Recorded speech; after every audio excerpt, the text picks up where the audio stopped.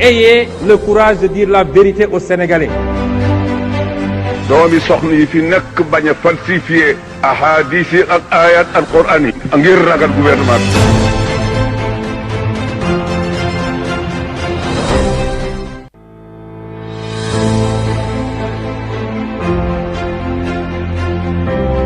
ci Sénégalais yi di metti nga ni fa dut sa baaraam loolay metti seen xol yi. toog sa ordinateur di tapé di kaj suba ngoon di saaga di xuloo. Ayez le courage de dire la vérité aux Sénégalais. doomi soxna yi fi nekk bañ a falsifié ahadis yi ak ayat alquran yi ngir ragal gouvernement bi. ñu ngi leen di gërëm mbokk yi ñuy bàyyi xel ci sans limite am mbégte bu yaa ànd ak yéen ci jotaay bi di tribune d'actualité tey ñu am mbégte di dalal ab juriste consultant di Meissa Niang fas yéene taxaw ak moom ci jamono ji nga xamante ni ñu ngi wax ñaari date la ñu amee gis nañu sax ñenn ci suñu confrères yu dëggal ni conseil constitutionnel du yàgg dina génne ab bataaxal boo xamante ne la muy firndeel mooy dafay conformé wu ci date bi nga xamante ne moom la njiitum réew mi di président Macky Sall tànn muy le 24 mars bi ñu jëm li ko jiitu gis ngeen Thierno Alassane Sall ñoom candidats yi dugaloon requête ca conseil constitutionnel li ñu doon sàkku ci moom mooy mu jàpp date ndax gis nañu ni taxawaayu njiitum réew mi nuruwul ko bëgg a jëmmal décision bi ñoom Thierno Alassane Sall ci moom ci boppam gis nga fësal na ko ci page Facebook am di fësal ni également jote na ci décision bi bàyyeekoo ci conseil constitutionnel ñoom jat ba ñu tànn mooy le 31 mars ba ñu jëm mu indi jiixi jaaxe nag ci xel yi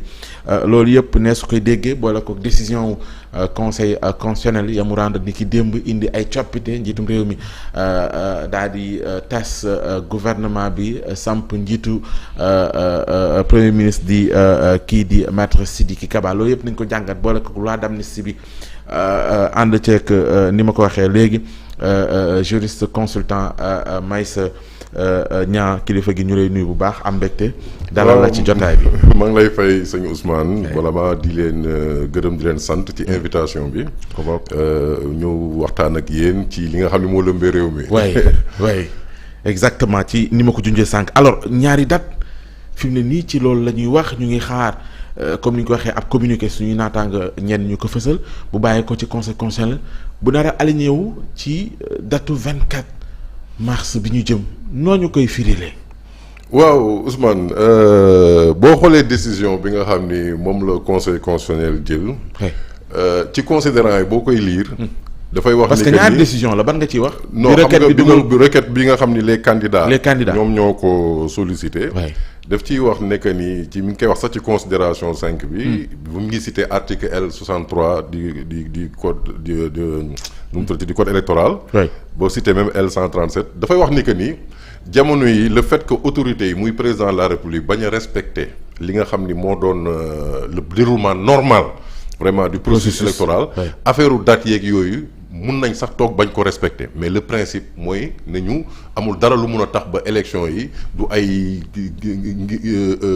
Pâques du ay fête bu munti doon wala religieuse warul tax ba processus bi du mun a continuer léegi ci loolu li nga xam ni moom la ñu wax ni conseil constitutionnel dina conformer wu ci date bi président jël man yaakaaruma ko waaw ndax boo gisee actuellement débat bi loolu moo war ko leeral suñu mbokku téléspectateurs yi ñun duñu professeur de droit duñu kii waaye nag yàlla dafa def quand même am na lu ñu ci jàng loo xam ni tey bu débat bi posé woo am nañu droit à la parole joxe suñu avis mais avis bi dañ koy teg ci li nga xam ni moom la conseil constitutionnel décidé te li mu décidé dafa leer moom dafa ni il convoque le collège électoral pour la date du 31 lu tax mu wax date du 31 mais c'est parce que tout simplement boo xoolee combinaison xam nga sànq le conseil constitutionnel nee na mooy le juge du processus électoral fàttali na ko ci décision bi mais dafa ni nu mu tuddati le délai bi nga xam ni moom la ñu fixé moom fixé na ko le 31 bu ko fixé le 31 dafa am lu tax ndax bi muy cité tout à l'heure l'article L63 du code électoral c'est parce que article L129 bu code électoral dafa wax ni que ni la campagne électorale se déroule sur 21 jours avant la tenue du scrutin waaw léegi boo computer délai yi tey ñoo ngi si démb ñi ngi woon 6 tey la 7 doo ko xalee 8 donc cela veut dire que boo ci ajouté 21 jours bu campagne bi démarré woon samedi yaa ngi àgg 29 jours donc cela veut élection mun na nekk. wala boog bu wa ilaa mu démarrer samedi à minuit moo tax mu jël la date du 31. du 31. le conseil jëlul date boobu ex nihilo daf ko jël parce que dafa compulser l'article L129. di wax les 21 jours de campagne électorale. donc président li mu jël date 24. oui non normalement waratul jël date. justement merci beaucoup Thion mooy bii moom mooy décision bi nga xam te ne moom la conseil génnee ci ba ko candidat yi dugalee requête ngir sàkk ci moom. mooy li ngay wax sànq mu ne la présente décision emporte convocation du corps électoral du Sénégal et à l'étranger pour le scrutin du 31 mars 2024. comporte convocation du corps électoral oui. le conseil constitutionnel s'est substitué parce que dafa nii yow bi may jël sama décision au 15 février bi. dama la waxoon dans les meilleurs délais. boo toogee léegi nag donc lépp 20 jours. jëloo décision man damay jël sama décision moom la jël convoqué élection yi pour le 31. mais 31 boobu. mais conseil constitutionnel jëlu ko parce que dimanche boobu.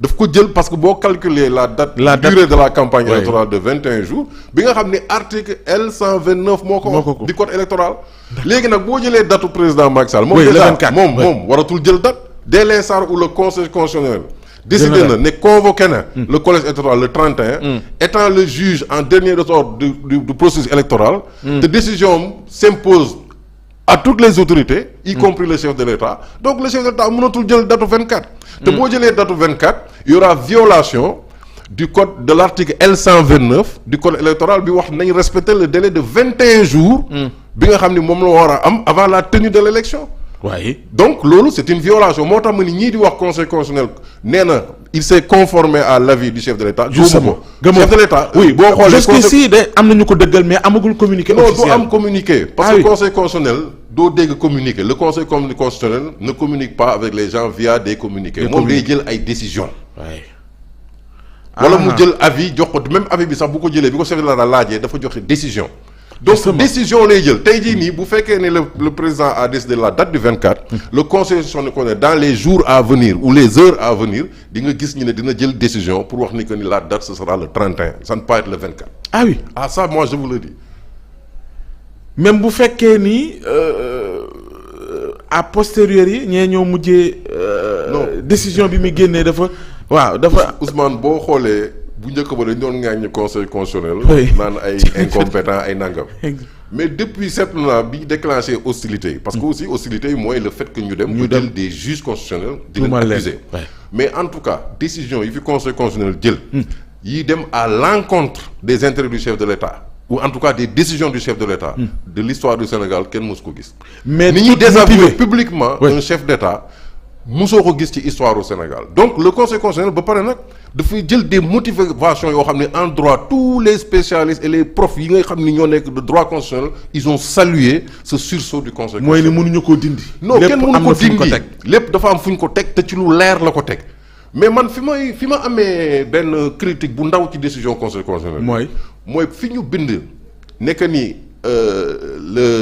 l'élection ñoom jël nañ ko fixé ko à la date du 31 si considération 5 bi dañoo waroon bind et par conséquent la campagne électorale parce que fi mu ne nii ils se substituent au chef de l'État waaw comme ñoom dañuy substituer au chef de l'État du fait de sa carence donc dañuy ñëw ne léegi élection yi le 31 la mais en même temps aussi ouverture campagne bi c'est fixé à la date du samedi nangam pour que mun a am le compulser le délai de 21 jours bu ñu ko dolli woon wax ji jeex na mooy du ñu bàyyi gars yi ñu nekk ci flou xam kañ la campagne bi tàmbale ak yu mel noonu te fi mu ne nii tey mooy ci considérant 5 bi tey bu ñu bàyyee la date du 24 conseil constitutionnel nu muy d'accord date du 24 moom jël na décision ne 31 waaw léegi naka la président mu ne organiser élection le 24 te conseil constitutionnel taxaw ne ko d'accord mënul nekk parce que conseil constitutionnel du désavouer boppam moom le 31 la fixé ci këyit signé les 7 juges signés mais naka la ñu mënee jël la date du 24. oui kon bu ñu déggee mooy la même bu fekkee génnewul communiqué ci ñi koy xalaat ni dina ko def mooy ni jusqu'ici la date du 31 moom mooy date bi nga xam te ne moo féete kaw. mooy date bi président Macky Sall jël te boo dégloo les candidats. ñu ci bare maa ngi leen doon dégg ci rajo bi may ñëw. ku mel ne Habib Sy quand même. Habib Sy dinañ dugal waay. ñoom kii ñu dégg naa ci daal. ñenn ñu ma dégg. Habib Sy moom dégg naa ko. ñu ne ñoom ils se conforment à la date du conseil constitutionnel parce que nag il faut être logique. ñoom ñoo saisir conseil constitutionnel. conseil constitutionnel génnee décision pour ñoom les candidats là yi ko saisiroon donc si le conseil constitutionnel leur répond en leur disant que ni la décision est la suivante j'ai pris la date du 31 mars. Oui. Mais cela va de soi que ni mënoo ñëw après ne non comme président bi décidé na 24 je vais me conformer à la date du 24. oui mais moom muy président sortant même bu fekkee mu nekk ba tey en exercice moom le fait que mu saisir leen comme avis moom it mu génnee décision su dee ni bee moo njëkk bii ndax le fait que muy président de la république rek le fait que mu jàpp ko ndax moom mooy prérogative am. président de la république dafa nekk gardien de la constitution. Oui. Il doit veiller à la bonne marche des institutions. Oui. Mais il s'est trouvé que moom président dafa dugg ci góoto boo xam ni le fait de n'avoir pas décidé comme benn prérogative boo xam ni moom rek la ko yàlla jox fii ci Sénégal. mooy de convoquer le collège électoral. defu ko pour des raisons yoo xam ni conseil constitutionnel nee na taxawul. non conforme. en tout cas au droit et à la constitution. donc à partir de ce moment moom conseil constitutionnel en tant que juge des élections et du processus électoral jël na responsabilité am convoquer ay date waaw léegi bu fekkee ne conseil constitutionnel jël na loolu moom moo supérieur au chef de l'État en matière d'élection jël na décision am ne le 31 la. waaw léegi je ne sais pas booy xool entre les deux décisions. justement ak décret bi. Oui. Bon jusqu'à présent gisagoo décret. décret génnagul c'est une décision du conseil des ministres. Oui. mais je pense que ni le président bu waxtaanee avec les juristes. conseil de la présidence. je pense qu'il va se conformer à la date du conseil. kon c'est le président Macky Sall qui doit se conformer. non il doit se conformer et non le contraire. parce que les décisions du conseil constitutionnel s'imposent à toutes les institutions. donc à tout le monde à tous y compris le chef de l'État. donc il ne peut y avoir de date du 24 du chef de l'État parce que moom ba mu waroon jël date. du tey donc du ñëw ba tey conseil constitutionnel dem ba jël date moom tam mu ñëwaat ne maa ngi jël date. est-ce que du le fait que ba mu ko jëlee moom conseil informé ko moom président Macky Sall mu xam ko xëy na peut-être jàpp ni dina doon loo xam comme da koy désavouer moom it mu gaaw. non man dama yaakaar ni. oui. parce que gis naa journal bu institut leur enquête. waaye dafa génne décision le conseil a rejeté. Oui. bon ñu gis ci conseil des ministres bi ñu jël décision 24.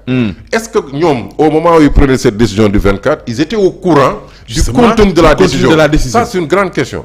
mais en tout cas ni ma xamee président de la République mu wax ni que ni il va respecter la constitution et les décisions du conseil constitutionnel. je pense que ni il va se conforter à la décision. mooy ni kon nañu xaar dans les heures qui suivent vous allez avoir nu mu tuddati vous allez en avoir le cœur net. le conseil constitutionnel va confirmer sa date du 31. il ne peut pas se dire que ni je vais me confirmer finalement. à l'avis du chef de l'État bu boobaa. moom day dédire boppam moom conseil constitutionnel. te actuellement toll na moment bii nii. puissance bi mu am. moom rek a mun a sauver réew mi ci affaire jiixi jaaxa bi am ci wàllu droit constitutionnel actuellement. kon ci yow bu ñu la déggee mooy na leer le 31 la. non le 31 la jusqu'à preuve du contraire. sauf décision contraire du conseil constitutionnel.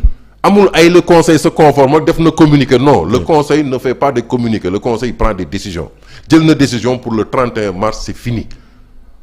à moins que mu jëlaat décision ne finalement te boobaa day désavouer boppam au profit du chef de l'État. oui te boobaa day tuutil. oui l'institution. yaa ngi wax ni nañ xaar le chef de l'État su dee ni moom it taxawul ci conformé wu ci le 31 boobaa moom it en l'état ñu bàyyee ko lan la ñuy jàpp mooy le 31 à partir de boobu candidats yi ñu nattal seen bopp 21 jours yi su jeexee ñu ñu noppal benn bi soobu ci élection yi.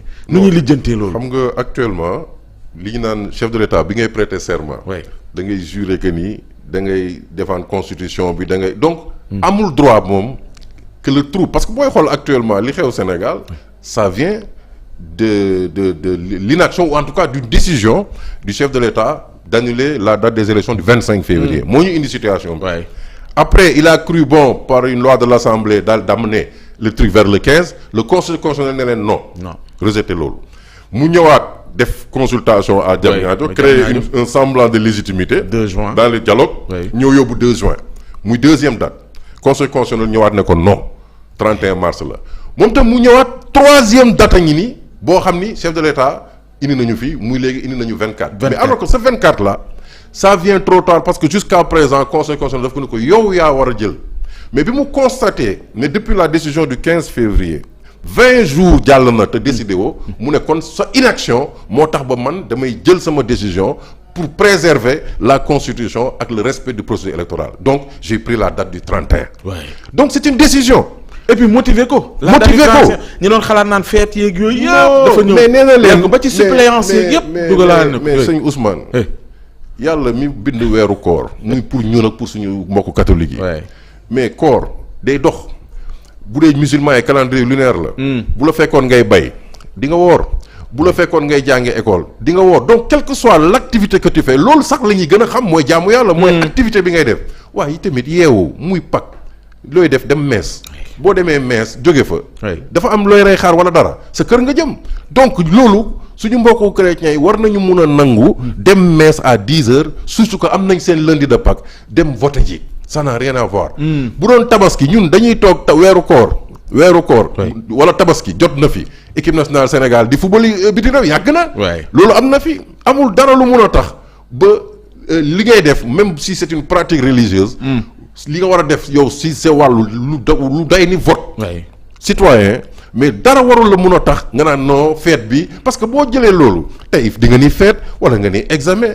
wala nga ni magal maanaam bu boobaa lay dafay bëri. donc il faut pas laisser suñu ay activités dem ba suñu raison de vivre mu koy corrompre. loolu c'est ça qui est le plus important surtout fi ñu ci toll alors ba tey ci décision yi ci avis bi ko président Macky Sall saisiroon moom conseil constitutionnel bi mu ci ñëw tamit ci wàllu suppléance bi dem na sax ba sori ci loolu sori na ci sax ci requête ñi nga xam te ne ñooy candidats yi. oui mais ni président assemblée nationale. ba pare le 2 su doon ni le 2 juin bi jëmmu na ndax moom da koy gunge des fi yooyu yëpp. xam nga conseil da koo faxas tegee na li. xam nga Ousmane. li ma neex ci jamono ji mooy jamono yi dafa wax naa ko sama benn xarit mu ne ko ni ñu jëlee faculté de droit yi tëj ko. dafa mel ni droit bi dafa génn ci mbedd mi ñi koy jàngale ci mbedd mi parce que da ngay gis des gens. yu mel ni ay Cheikh Bara Ndiaye. ay ñeneen. di la génneel des raisonnements logiques. et le droit damay gërëm tamit Ngouda Mboup moom nekk na koo xam ni. dañ ko war a delloo njukkal parce que li professeurs yi waroon def. agrégé yi. moom mi nga xam ni il est professeur assistant mi ngi fi ba léegi di ko leeral ci nit ñi parce que droit constitutionnel du dara lu ci bari dul français. waaw ñun ñii ba ñuy jàng droit avant ngay àgg troisième cycle benn année ngay def droit constitutionnel. deuxième année ay droit administratif ngay def bu ba demee ay licence maîtrise ci laa commencé ay sciences politiques ak yooyu donc lu leer la c'est du français et booy xool en matière d'interprétation des textes de loi. en droit constitutionnel dañ lay wax toujours ne la dafa am da ngay xool interprétation à la lettre du texte xool grammaticalement liñ bind et yi virgule yi après nga xool ce qu'on appelle une interprétation systématique de la loi boo ko xoolee da ngay xool selon les principes à valeur constitutionnelle xool l'esprit du législateur lan la bëggoon dafa leer comme des mathématiques dafa leer li mu wax comme des mathématiques. l'article 36.2. justement mais boo koy xool dañ ko bind mais li ñu njëkk a bind lan la. mooy le président de la république élu day entrer en fonction dès la proclamation du résultat bu ñu ko élire il est entré en fonction léegi ñi ne comme prêtégul serment le droit aborde le vide maanaam munoo bàyyi vide juridique. l'autre le président en exercice reste en fonction ba kee prêter serment moom la ñuy wax installation si vous vous rappelez yaa ngi fàttaliku jurisprudence Khalifa Sall. bi ñuy wax affaire député yi entre entrer en fonction. mandat mais on a été obligé de solliciter l'Assemblée. pour lever son immunité parce que il avait acquis cette immunité depuis la proclamation des résultats. Donc le président entre en fonction. Maintenant l'installation c'est à la suite du serment mais ci délai boobu lañ ne yow te sa mandat jeex na. mais tu restes en fonction. ba kee entre en maintenant li conseil constitutionnel wax. dafa bëgg bind mooy li ñu wax ni que ni la logique de l'article 36.2 li wax le président reste en fonction c'est si et seulement si comme en mathématiques. il y a élection bu am avant la fin du mandat. donc s'il y a pas d'élection tu ne peux pas rester en fonction qu'est-ce qui va se passer. c'est la deuxième alternative moom la wax ci beneen conférence bi c'est le président de l'Assemblée.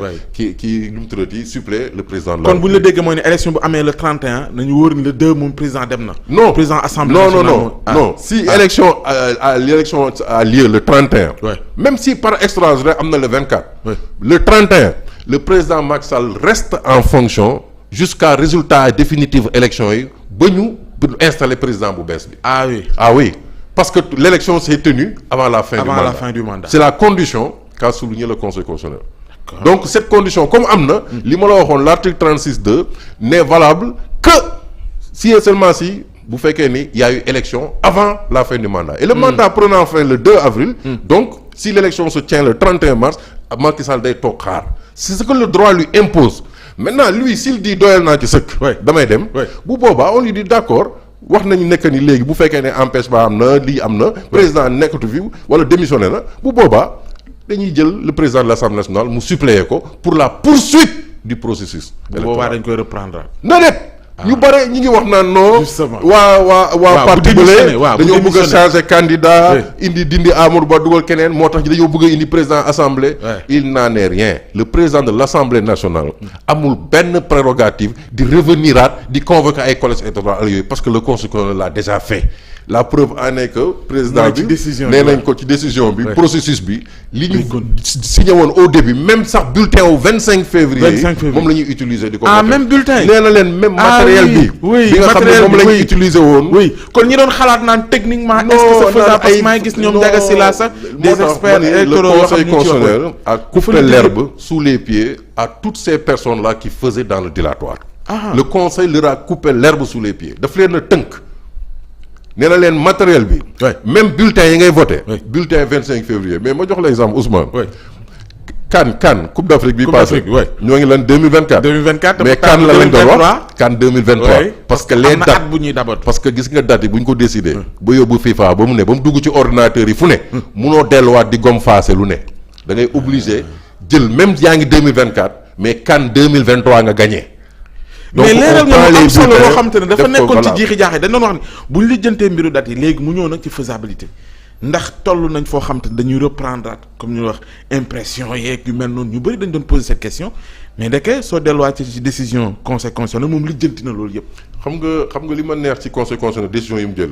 c'est que dafa am ñoo xam ni mooy li ñu naan jiitu paaka ci mbaram mooy des fois di nga gis Ousmane ñu ne Ousmane de ku tàng diine la bu ñëwee fekk xale yi di football fii dina leen yuuxu mais booy wax loolu seen Ousmane nga ne Ousmane mu ngi ñëw de moom ne xale yi dina leen yuuxu da ngay yaakaar ne da ngay influer ci Ousmane pour que mu yuuxu xale yi xam nga yaa ngi dégg bi professeur Ismaïla Madior Fall ba mu déclaré ni ci affaire assemblée ba ne le conseil constitutionnel ne peut pas se déclarer compétent pour examiner loi bi parce que c'est une loi constitutionnelle mais conseil constitutionnel ne ko ban loi constitutionnelle yow kii ñi ngi def loo xam ne dañu ma saisir man loo xam ni ça touche la constitution ak le mandat donc yooyu damay intervenir parce qu'il y a un des principes qui sont en train d'être violés cela veut dire quoi lii ministre di génn di wax kooku bëgg-bëggam lay wax ak bëgg-bëgg camp bi mu bokk politique moo tax des fois dañuy jiitu préjuger li conseil constitutionnel la wax mais conseil constitutionnel jaaroo foofu yëpp comme ni ko maître Sidiki Kaba mais loolu la dernièrement waxaat encore ne le président day kii mu ne leen non daal di génne leeral. parce que da doon wax ni mën na interpréter comme ni nga wax ni 36-2 bi. mais voilà moo tax nag mu jël décision une décision historique wax interprétation article 36-2 bi leeral ko ni ko nit ñi doon expliquer. ne leen que ni si et seulement si y a une élection qui s'est tenue avant la fin du mandat ci lay article 36-2 di appliqué wu. donc mu nekk lu leer. oui mu ñëw amee taxawaay boo xamante ne moom conseil constitutionnel comme ni nga ko waxee sànq nekkul woon li ñu ko doon bàyyee li ñu ko yàgg a tàmm di gisee. parce que souvent décision yi mu daan jël dañ naan décision yoo xam te ne pour neexal njiit yi fi nekk wax nga sànq ni peut-être li tax taxawaay bi xëy na li ko mën a expliquer en partie mooy tuuma yi ñu teg seen kaw.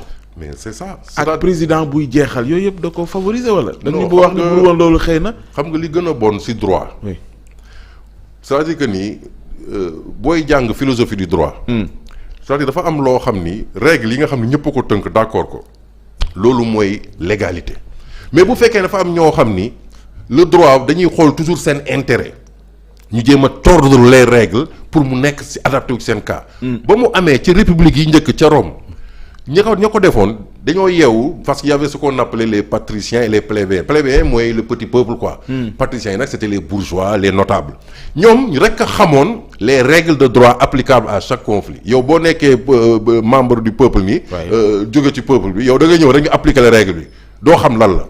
mais le jour où bi gars yi maaree ci loolu dañoo yéeg ci colline de Rome bi ne jotuñu liggéey tant que binduñu règles yi tënk ko ñu xam ko à l'avance. ci lañ créé la première règle de droit.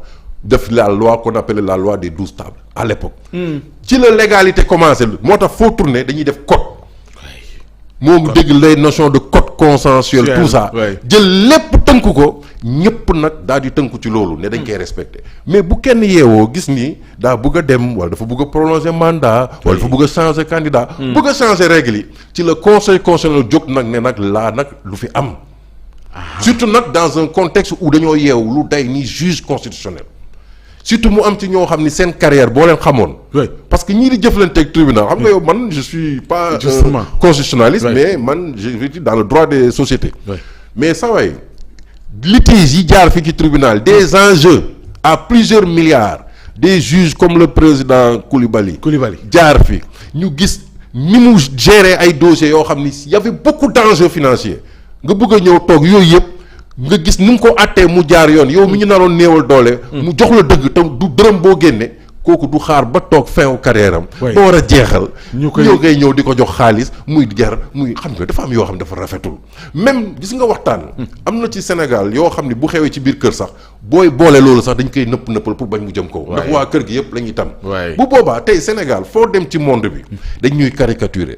naan démocratie boo xam ni dañuy corrompre conseil constitutionnel c'est un pays xam nga gars yi comme ay li Trump doon wax c'est des en Afrique c'est des pays de li muy tudd lu ay ginnaaw ko la wax donc loolu dafa nekk loo xam ni au niveau international day ñaawal deru dëkk bi même waxoon naa ko man ci ay émission ma ni le fait que ñuy yeewu même di jël ay Ousmane Sonko di ko tuumaal ci ay affaire viol loolu foo dem ci monde bi dañ naan la classe politique sénégalaise ñoom de ay lii la ñuy def ay nangam dafa am yoo xam ni booy xool ay jamono ay Abdou Diouf ay yooyu da doon am ay des dossiers yoo xam day agsi ci chef de l'État mu xool ko ne non lii bu mu jëm kaw quand bien même ce dossier là bu ko génne woon ça serait à son avantage parce que day détruire un candidat mais pour la démocratie gis nga sa opposant da nga koy suuxat da nga koy jox doole parce que c'est pour la démocratie gis nga décision booy jël te kenn du wax te loolu nag le président Macky Sall victime naissante de ce système là parce que à force d'éliminer boo ñëwee ci ab àll di gor guy yi di gor kàdd yi di gor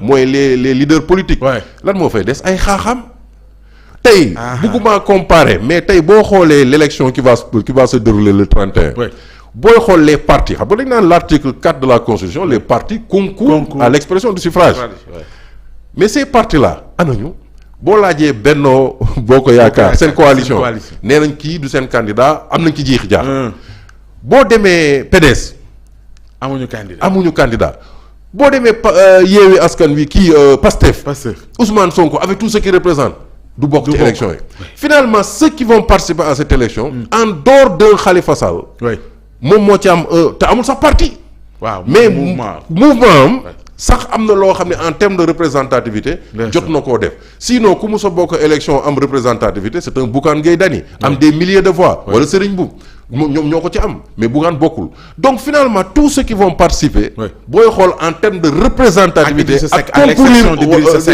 Khalifa voilà mais xam nga politique aussi quand tu prends tous tes œufs nga dem doo ko ci pañe jàmbur dina jafe nga dellu si waat ne am naa pañe est-ce que tu comprends moo tax man la je concède pour Idrissa Seck nekk ni effectivement ñu loolu la mais quand même booy xool depuis lors ak élection yu mujj yi y a quand même bon voilà je ne veux pas dire ku nekk looy am mais en tout cas l'arithmétique électorale a montré que y en a beaucoup qui ont régressé mais donc en général grosso modo boo xoolee tey élection yi les partis politiques yu mag yi traditionnels ils ne sont pas représentés dans cette élection ou en tout cas ceux qui dominent le landerneau politique et ça a été la conséquence de la poursuite ak de la guerre bi ñu dem def contre les opposants di leen créer ay délits yu ne léegi ñu ngi nii di voter loi d'amnistie cela veut dire que ni l'État a su que ni la mu doon def les conséquences ñu ngi nii mu bëgg a dellu si waat pour ramener les compteurs à zéro. oui yaa ngi junj ay perspectives yoo xam ne xëy na joyanti na ci am pour que lu mel ni duñ ko dund mais d'abord ci décision yi am na benn parti boo xam ne xaw ma ba xam da nga naan alerte attention parce que dafa mel ni liste bi définitive conseil constitutionnel ci candidats yi 19 que ni am na possibilité ñu laal ko mais ci beneen sens soo demee ci considérant 13 bi fi mu waxee ci double nationalité xaw ma ba xam bàyyi nga ci xel. mais ni suñ demee ba gis ni am na ci 19 yi fi des comme ni mu demee woon ci Rose Wardini mais que buñ ko constaté mu am mën nañ ko dindi mais c'est sûr que mën nañ ko dindi jusqu'à veille élection yi tey actuellement tey bu amoon marre taali sax benn dara lu amoon wala candidat bu retiré wu conséquence day obligé waat poursuivre ko kii mais day dindi kooku c'est-à-dire que même que bu constaté rek tamit double nationalité am na preuve bu génn mais ça way mënuñu la bàyyi ngay continuer di dem ci élection loolu ça c'est dañ boobaa ils vont sévir moo tax ils se contentent de la déclaration sur l'honneur parce que tu peux pas justement loolu la ñu wax ba keroog ñuy gis lu ko ba gis ñu le contraire ba gis keroog ñuy gis le contraire kon candidat yi nañ ko bàyyee xel surtout am na ñoo xam ne ñu ngi rumanaat mi ngi noonu donc cela veut dire que nii mooy li ñu wax rek gars yi je le jure boobu wala je jure que wala j'atteste que yooyu Sénégal dañ ko war a respecter c'est-à-dire que c'est comme le serment boo demee même ci alxuraan le serment da nga ko war a respecter da nga ko war a respecter moo tax donc yii yëpp dinañu jàngal bu ñu génnee ci épreuve yi les hommes politiques dinañ gën a xool af xam ni bu ñu amee une juridiction boo xam ni comme ni ko président américain bu waxoon Barack Obama bu ñu amee des institutions fortes mais démocratie sénégalaise ci kaw raay bi lay toog di daw mais bu ñu amee une personne politique en la personne d'un chef d'État qui domine ces institutions day nekk telle est la volonté du chef de l'État et day nekk comme un monarque mooy li ñuy wax telle est la volonté du roi. mais volonté boobu noonu su fekkee xool nañu la tukkee woon ca dialogue bi ca Diamniadio mais li ñu doon sàkku le 2 juin bi yemuñ ci maanaam bu le 2 avril jeexee président daf koy gunge mais mu amaat beneen ci biir mooy possibilité ñu yëraat li nga xamante ne moom mooy 19 candidats yu conseil constitutionnel validé xool.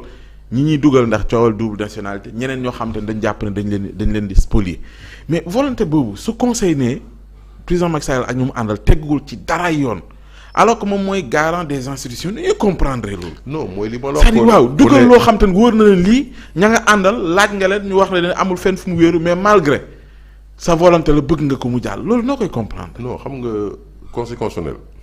dafa bëgg a wax foofu ne. président de la république ba mu jël première date élection le 25 février. dafa defoon dialogue. justement dafa defoon consultation. cela veut dire que ni yoon daf ko ni ko yow président de la république yow rek ci Sénégal yow la yàlla tànn pour que nga mun a jël décision nekk élection kañ lay am nga jël ces décisions le 25. nga dem ba ci biir am ay jiixi jaaxa wala boog ay intérêt yoo am pour changer candidat wala kenn xamul lim ba ci jublu woon. pour conseil constitutionnel la déet munoo ko mais dialogue bi ñuy wax. mais loolu xam nga ni c'était un semblant de dialogue pour donner une onction à la décision de déplacer les élections au 2 juin. Donc il fallait chercher une certaine xam nga droit dafa am ce qu'on appelle la légalité. gis nga légalité boobu yow da nga ko am en vertu. li nga xam ni moom la le peuple bi jox seen souveraineté. donc nation bi moom mooy le peuple souverain moom rek mooy décider mais dafa jël souveraineté boobu délégué la ko. pour que yow nga décider à leur place.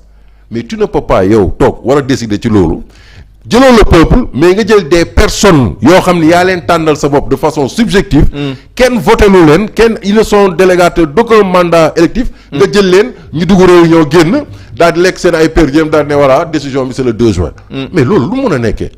moo tax le conseil constitutionnel a dit que ni saa waay loolu mënu koo c'est pas conforme aux pratiques constitutionnelles mënul sax nekk ni à la constitution ni aux pratiques donc loolu moo lay wax ni la que ni le conseil actuellement nii li mu àtte man mun naa wax ni décision yi lu conseil musta àtte lu ni mel c'est-à-dire que dafa jël ay décisions yoo xam ni dafa wone carrément ne que ni la nation la république du Sénégal est menacée les fondements même de cette république sont menacés par des décisions malencontreuses prise par le chef de l'État et ses trucs. Donc ci la conseil constitutionnel en tant que régulateur du système électoral je vais mettre les points sur les i donc damay daal di commencer jël damay décision pour que dommage du am sur le processus électoral et que la constitution soit respectée. même perception nga am tamit ci loi d'amnistie bi attewuñu ne nañ fàtte lépp situé ñu ay responsabilités débat bi existé na malgré tout jàll na démb même perception nga ci am.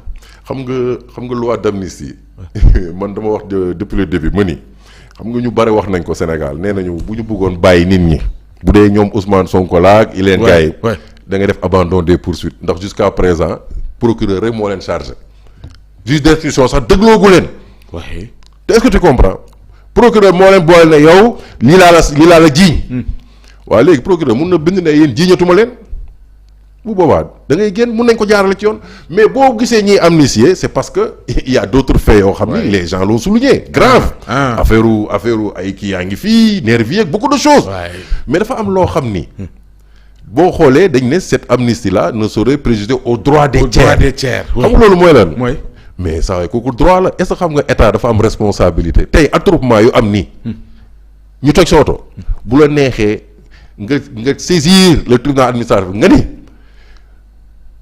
du fait du mauvais fonctionnement du service public mooy maanaam sécurité état gérewul mbedd mi balaa ful jaxasoo nañu toj nañ sama oto tu attaques la responsabilité de l'état te loolu boo koy xool mi ngi ci booy xool la loi de 65 bi wax la responsabilité administrative de l'état gis nga nu mu tuddati ce droit de la responsabilité administrative de l'état boobu à partir des articles 142 am na fi ay jurisprudence am na benn waay bu ñuy wax bi ma ko xoolee gëstu ko boo xam ni Samba Ka la tudd boo xam ni dafa nekkoon doon zone Thiès boobu mu am champ de tir gars yi di tirer ay obus benn périmètre de sécurité boo xam ni dañuy def ay sirène wax bu fa kenn jege mais zone bi waa ji nekk fa la ko benn obus fekk explosé foofu dagg loxoom et cetera mais il a attaqué l'État en responsabilité donc sur le fait que État d'ailleurs la preuve dégg nga décision bi gars yi jël nee nañu il faut indemniser cela veut dire que ni en matière d'attroupement wala s'il y a un mauvais fonctionnement du service public donc yow am nga droit ne État yaa tax ba lii am ba samay supermarché ñu toj ko wala samay lii ñu kii ko wala sama loxo dagg ci marché taali wala dara c'est pour éviter cela que l'État yaa ngi fàttali dossier la Joola Abdoulaye lu mu def mais xam na ni que ni ces victimes là surtout avec les Français dinañ ko attaquer parce que c'est l'État qui est responsable de ce naufrage là de ces manquements ñoo entraîné parce qu'il faut nag en matière de responsabilité que tu puisses prouver la faute de l'État donc léegi faute boobu État xam na ko ni moom la donc si ces victimes là allaient saisir les juridictions de droit commun ça allait être plus salé donc l'État a eu l'intelligence de prendre les devants pour faire cette loi d'amnistie mais en même temps sachant que ni les droits des tiers seront préservés ñu daal di nekkoon nañ leen indemniser et ils vont proposer des montants forfaitaires aux gens ñu dem seen yoon mais su loolu bu gars yi demoon def action mais ça va être encore beaucoup plus corsé pour l'État donc cette loi d'amnistie là du point de vue xam nga aussi des fois il faut que les gens acceptent le moindre mal mais c'est sûr que ni le fait que des gens soient sortis avec des armes sortis de je ne sais où di tirer ci population yi que ces gens-là puissent par le fait de cette loi-là n'est-ce pas passer entre les mailles du filet de la justice c'est vrai que ça laisse un haut le cœur moo tax pour éviter que ces gens-là aient mal au cœur on a créé ce qu'on appelle en droit le praecium doloris mooy le paiement du prix de la douleur ñu jël ko fay leen moo tax amnistie d'un côté politique de notre côté ñu ne indemnisation mooy le volet bi nga xam ni dina dàmp mooy ndàmpaay ci wolof dommages et intérêts voilà d'accord dinañ topp loolu xam naa ne Meissa Niang on aura l'occasion incha allah ñëw ci ni mu gën a yaatoo ci pàcc yi nga xam ne jukki nga ko léegi ci wàllu yoon kon nañu xaar yeneen acte ci njiitum réew mi fii ak non les jours à venir conseil constitutionnel dina confirmer cette date là et je vais vous le dire mënumaa gëm ni conseil constitutionnel dina bàyyi la date du 31 daal dina le 24 les élections bi di am parce que bu boobaa dina violer moom conseil constitutionnel dina violer décision ba pare violer l'article L129 du code électoral bi ne il faut 21 jours avant la tenue du scrutin le conseil ne peut pas quand même encourager le non-respect d'une disposition boo xam ni saa waay moom en tant que juge électoral le code électoral dit article L129 il faut respecter 21 jours il faut qu'on nous explique par quelle alchimie on ne va plus respecter ces 21 jours donc dans tous les cas le conseil devra s'expliquer et donner une décision dans ce sens on va l'attendre inchallah xam naa ne am nga yeneen yitte mais bu soobee yàlla dinañ poursuivre loolu xaar actualité ça sera avec plaisir inchallah ça sera avec plaisir ñu ngi lay gërëm di la sant bu jërëjëf sëñ Ousmane ñoo ko bokk alors ñu ngi àndoon ak Meissa Niang di juriste consultant doon taxaw ci actualité bu mujj bi ci date yi 24 31 ban la ci conviction le 31 la ndax conseil constitutionnel décision la rendre te mu delluwaat ginnaaw ci lu ni mel dinañ ko topp ba xam ndax jàpp na ni njiitum réew mi moo ci war a mën a conférer ni ñu ko waxee sax conformé wu j'y arrive enfin te loolu incha allah dañ ci am lu ñu leer du yàgg dara gërëm leen sant leen dajawaat incha allah ngoon digg penc ak ñi ngeen xam yaatalaat ci actualité yu mujj yi gërëm bu baax coom mi nekkoon ci réalisation bi.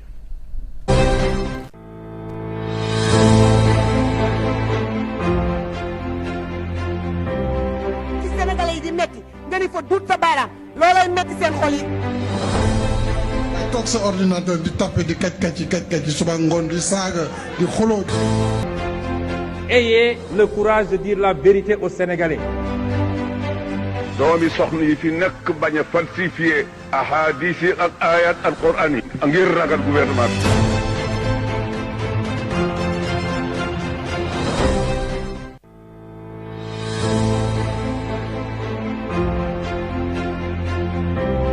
ci Sénégalais yi di metti nga ni fa dut sa baaraam loolay metti seen xol yi. ay toog sa ordinateur di tapé di kaj suba ngoon di saaga di xuloo. Ayez le courage de dire la vérité aux Sénégalais.